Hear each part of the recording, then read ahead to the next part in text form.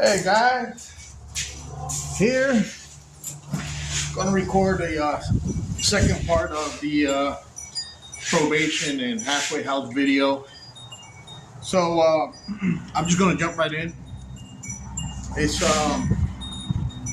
about 59, 60 degrees out, so it's pretty nice today, New Year's Eve, and just gonna jump right in and hope well, first of all, everybody, happy holidays, happy New Year's. Hope all your wishes and may everybody receive, all the blessings in the world. I really appreciate you guys for watching. Please go ahead and comment, subscribe if you haven't. And here we go. So now I had put in a transfer from Puerto Rico to Philadelphia. It got granted pretty quickly within like 3 weeks. And now I have a date where I have to show up, report to in Philadelphia. So now, I'm telling everybody in Puerto Rico I gotta go, and Nico, which was my boss at the time, he took it really hard. I didn't want to break his heart, but I broke his heart, and it's just I had to, I had to do me. I had to fix me. And I'm to the point right now in a relationship with a young lady. Her name was Yolanda. Yolanda, if you ever see this, it was good. And she understood. She said she agreed with me going first, and then she would follow. And now I have about a 3 week window where I have to get everything ready. My dad moves to Puerto Rico. I give my dad my car, my little Chevy Blazer. We had little wide tires in the back and had weld rims, and it looked nice. It looked like a killer, but he enjoyed it. I remember giving it to him and him driving off in it, and that was cool. And my dad was a little confused because now my dad moved to Puerto Rico to be with me, and I'm going back to Philly, and so. What the funny part about it is, my dad is with his girlfriend. His girlfriend is my future wife, mom. If that makes sense, if y'all can follow that, but I'll get into it in a minute. And anyway, so I get on the plane. I pretty much sell everything that I had. I'm taking, a few pair of jeans and a couple shirts and stuff like that with me. I'm going to start over again. That's why I say in life, you never know what cards are going to be dealt to you. Here I am. I'm kind of scared because I'm starting over again. I started over in Puerto Rico by myself, and I'm going to be starting over in Philadelphia by myself.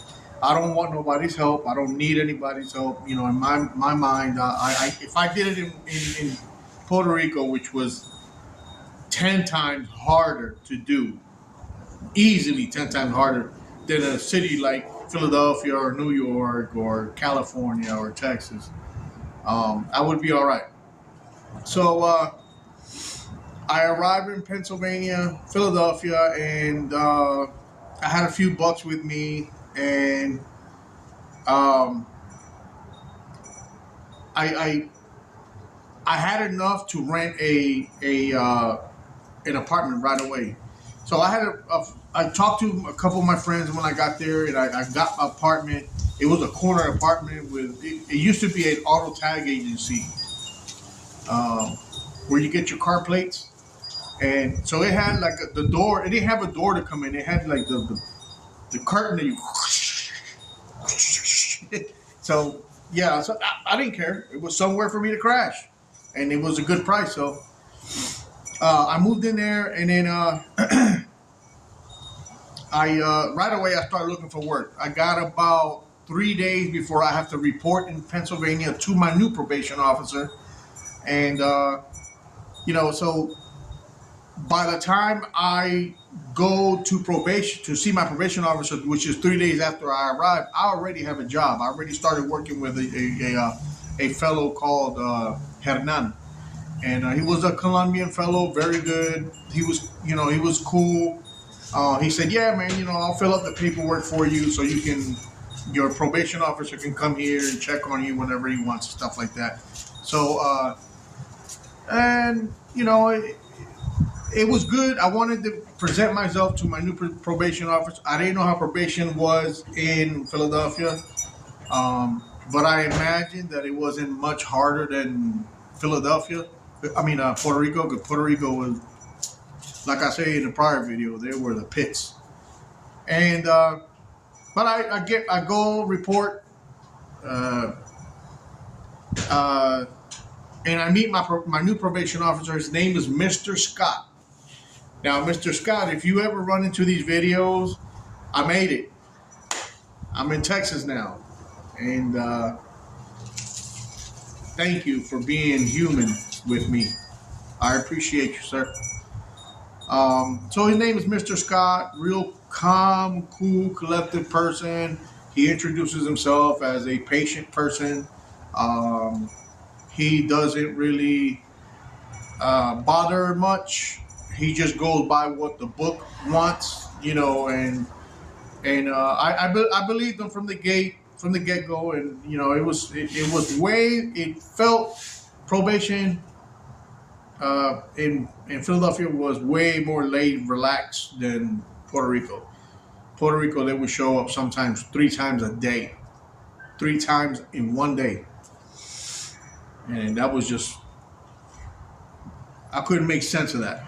So anyway, I meet Mr. Scott. He lays down the law. He tells me I'm going to be doing what's called a merry-go-round, where you have to call every morning this special number. You call, you get a color. So my color was blue, and I remember that like right now. So he said, if when you call that number on that day, if that phone, if it says everyone pertaining, having blue color, you must come in and give a urine analysis or a drug test. You must come in for a drug test. If you don't hear your color that morning, you're good. You can go to work, and that's fine. You have to call every day at 9 o'clock, I think it was. And he told me it would be like this for the first 2 years. I got 5 years probation. So I was like, God almighty, that's going to be so, in a way. So I'm working with Hernan, this Colombian fellow, at a shop, which is 3 shops down from our original shop, which I had a hard time because a lot of times, I would see that our old shop was now closed. It wasn't open, obviously, but my house was attached to that shop. So I would see, family members going in and out of my old house. And my dad and my brother were living in this house right now. And, I was cool with them. I was always cool with my dad. I don't blame my dad. Actually wrote me a few times, and I knew he wasn't the writing type. I've never seen my dad pick up a pen or a pencil. He did with me, and I appreciate the few times that he did, which was like 2 or 3 times in the whole time I was in prison, which I appreciate it. Other family members can't say the same thing, but seeing them going in and out my old house, it was a hard pill to swallow. And then the apartment that I grabbed was 2 spaces over from everything was in the same block. I moved back in My old garage was here, my old house was here, and my new job was three stores down, three doors down. So it was kind of hard to swallow every time I walked into that block. But it is what it is. So the problem that I had with Hernan was he started to get a little mad at the fact that uh, I had to sometimes not go. I couldn't go to work. I had to go. My color would show up, would appear. Today's color is blue. You have until I think it was 1 o'clock to go give a sample. If not, then you were going to get violated. So he didn't like that.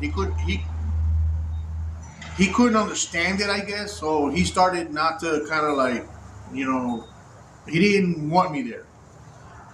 Saying I understood that. So then you know, I try to always work late overtime and try to do jobs faster than any other mechanic to try to, hold on to my job because that's the only thing that I had. So at this particular time, I get introduced to uh, the lady that I married, um, and it's hard to explain, but I had a portrait of me made in prison, and she told me that she had fell in love with that portrait. Long story short, I guess got when she found out that I was back in Philadelphia, later on she told me she was trying to see where I was at, she could meet me. So we finally met, and it was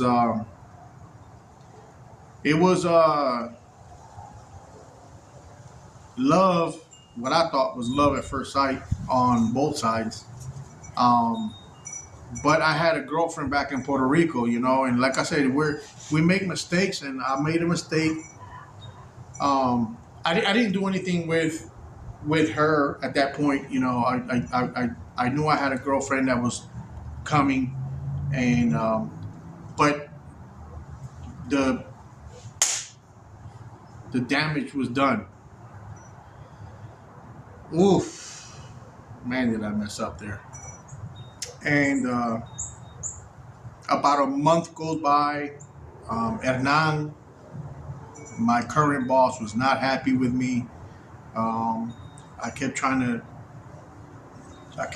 balance between probation and work, trying to make them both happy. You gotta obviously probation gonna come first because they can send you back to prison, and you have to do. If you got 5 years probation and they send you back, you're gonna do those 5 years inside. Obviously, nobody wants to do that. 5 years, another 5 years? Are you fucking serious? So I started looking for work elsewhere, um, and I find I talked to a friend of mine named is Richard, and Richard goes, "Hey man, if you want to come over here, I'll be glad to fill out the paperwork. I'm not really going to mind if I understand, if your probation comes around, if you got to go pee, or if you got to go, breathalyze, whatever it is you got to do, I'm cool with it. I see how you work and stuff like that." So I said, okay, well, I said goodbye to Hernan. I'm good. Sorry, it didn't work out with my current boss. And I'll go to work with Richard. Now, I don't have a vehicle. I'm catching the bus to work. And Richard worked on the other side of Philadelphia almost. So I had to catch a bus. And, I had to put all the paper transfer. I'm going to work now at 1427 Unity Street, Auto Performance in Philadelphia. And it was the best decision I ever made. It was I worked with Richard for 5 years. I completed my probation while working at Auto Performance, and me and Richard never had a yes or a no. I had a really, really good experience there. Loved it. We had a ball. We laughed and we made jokes and we really, really got along like brothers. And I consider Richard my brother. Um, he bailed me out of jail one time, and I made a mistake on a prior video where I say that uh, this girl that I married had bailed me out. I think the second time it was Richard that actually went and bailed me out, and I apologize for saying that, Rich. I know that you brought it to my attention when I seen you, and no, it was Richard. Richard actually went and bailed me out one time, and he would always talk to me like, "You need to leave this girl." But anyway, back to I'm barely going to work with Richard, and I'm kind of seeing my kids. They kind of like don't want to be around me. They don't really understand that I wasn't in Hawaii. I wasn't in Colorado. I wasn't enjoying myself. I was in prison. I was paying the price for two people. And I will continue to say that. And I'm going to continue to say that because people watching this video, they want to hide their little tail in between their legs. And no, I paid the price for two people. I could have got out with 24 months had I snitched. Okay? But I didn't. So I got 4 points enhancement. I got a 4 points enhancement for not snitching on my baby mama. I mean, it is what it is.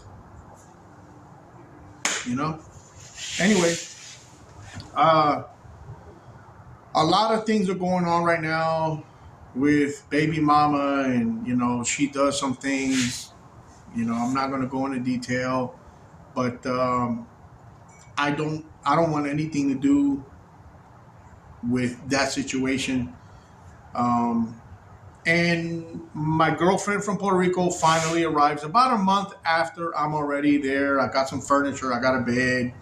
I don't have enough for a vehicle yet because rent was a lot higher than Puerto Rico. So that right there was killing me. But I was able to get a little furniture, a bed, and stuff. And I tell Yolanda to come, and it's okay for her to come, and she comes, and right away I know I made a mistake because I don't feel the same way about Yolanda as I did when I met the lady that I married, and it blew up in my face one day.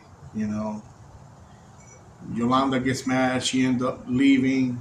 She goes back to Puerto Rico, and now me and this young lady make a relationship, and the whole time, probation is on my ass. Mr. Scott comes around. He visits me twice a week. I'm going to urinate and give a sample twice a week, sometimes 3 times a week, and that's the way it is in the beginning. It takes a long time for that kind of like to dissipate to 1 day a week. But I made a few mistakes along the way with the lady that I married. She kept saying that she had a drinking problem and would drink liquor. She was cool with beer, but when she drank liquor, and her thing was liquor, she would say that I would put my hands on her. She would flip furniture, and I go into this in one of the videos, and she locked me up 3 times. And the third time, I'm calling Mr. Scott. That's the first person I call from jail. Hey, Mr. Scott, I'm in jail, man. I'm dreading this.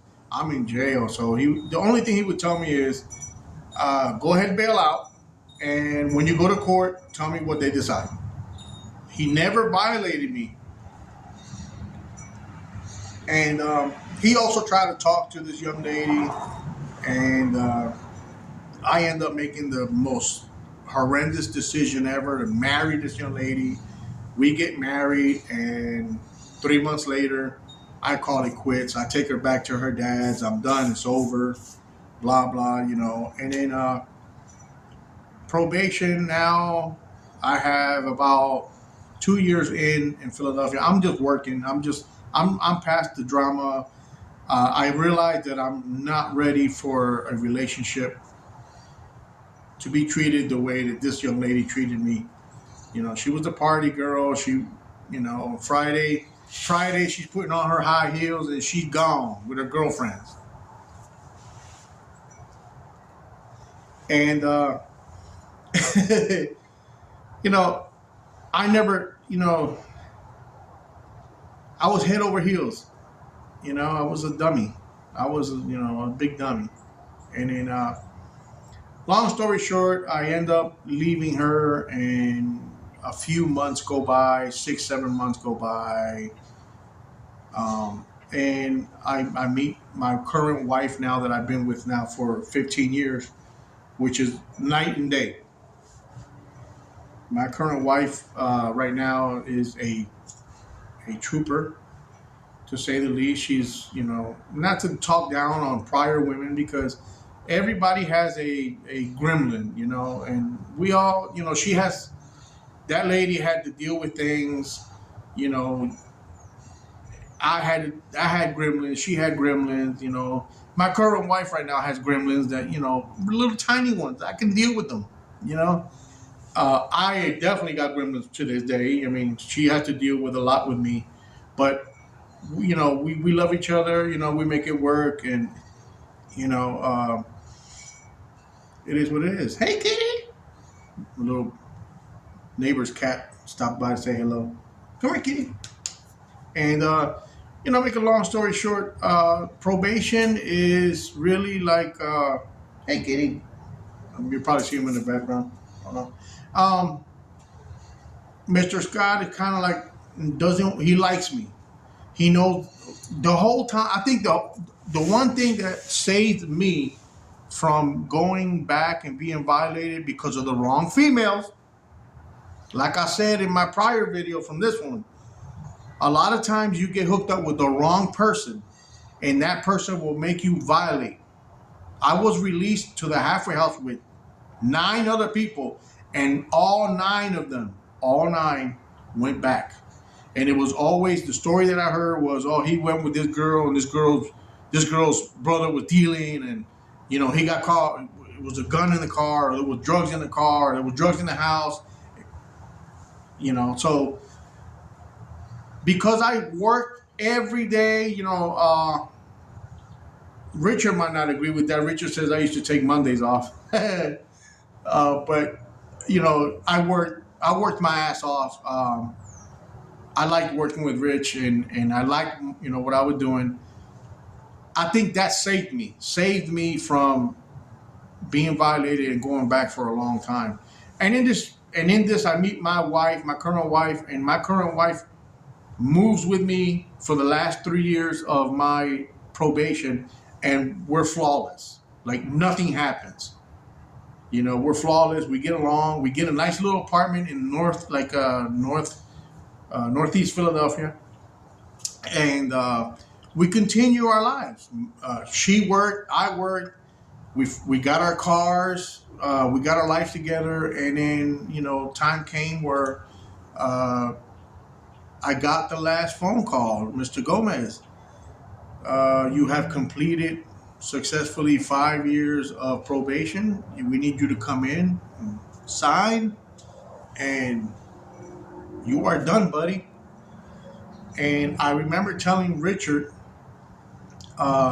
Rich, when my probation is done, I'm going to give Texas a shot. And I remember Richard laughing, man, oh, yeah, man, you're going to be over there. I'll give you 2 months before you're back. I mean, well, let's see what happens, Um, and I went, signed for the last time. And I remember when I signed, standing outside and staring at that building and saying, this nightmare, December 2nd, December 24th, 2001, April, no, when was it? 2008, or 2009. One of the 2008, I think it was when I signed, and I remember looking at that building and saying, "Wow, this nightmare is over. This nightmare is over." And I remember my probation officer, Mr. Scott, saying, "I'm proud of you. You're a good person. You're going to be all right. Continue to do right. Continue to fight for what you believe." And obviously, I think every probation officer tells you this when you finish. I don't ever want to see you again. Not in here. And I remember looking at that building and just crying, got emotional. And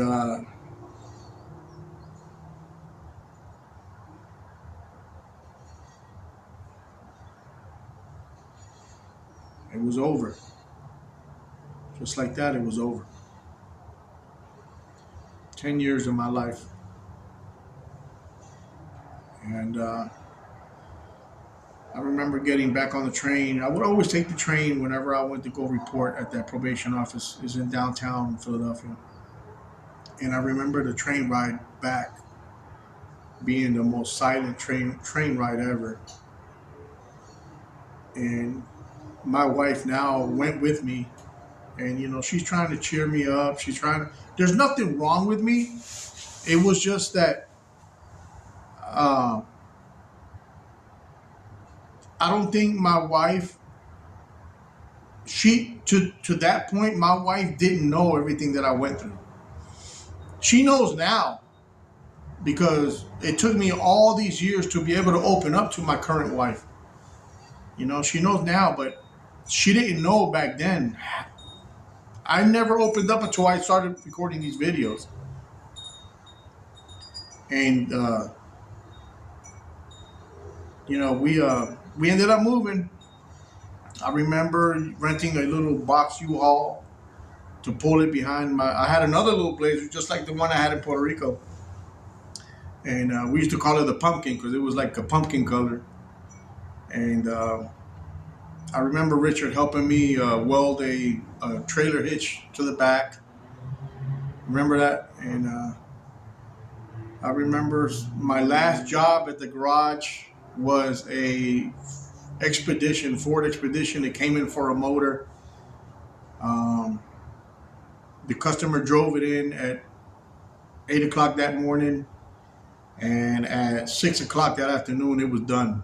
And we were putting a Jasper short block in it, so I had to switch everything from the old motor.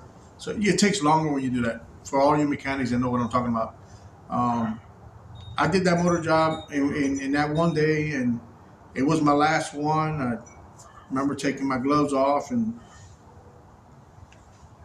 hanging it up. Texas, here I come. And I have been here ever since. I've been here now, 13 years. And just no more trouble, no more trouble. I don't want any more trouble. I want to be happy. I got to see my kids. I just went on a trip to Philadelphia about 2 weeks ago, and seen some of my kids. I have 4 children. I only see 2 of them. The other 2, they're still kind of apprehensive, and I understand. I don't want to force myself on you guys. I just want you guys to know I love you guys, and I'm not a bum. I'm not a bum. I didn't go to Hawaii. I didn't go to Colorado. I went to prison and I paid the price for 2. Just keep that in mind. But that's it for now, guys. So, like I said, the moral of this story is probation. It can be done if you're really done with the nonsense. If you really want to progress, and if you really turn into a model citizen, probation will go easy. Halfway house will go easy. Well, not easy, but it'll go by. Sometimes you get paired with a really butthole probation officer. I know what that feels like because I had those in Puerto Rico and one of the at one point. But it can be done. Focus on the positiveness of everything every day, and you will be surprised. Focus on work. Work, work, work, work, work, work, work. You got to put it in your mind. Hey, I got this monkey on my back, and the only thing that's going to make the monkey stay silent is work upon work upon work. Put the work in, get the monkey done and dealt with, and then you're free to do what you want to do in your life. Right now, I have freedom. I I I still go to work every day. Well, right now it's winter time, so work is a little slow. I'm a project manager for a construction company, and that it's winter time, so people, winter time is slow down. But I still work every day. I still fight for what I believe in, and you guys can do the same thing. Any questions, any comments, please feel free to comment on the comments, and I will respond. I usually respond pretty quickly within hours, and subscribe if you haven't subscribed yet, because I have another video coming up that's very interesting. You guys are gonna like it. Take your eyes later.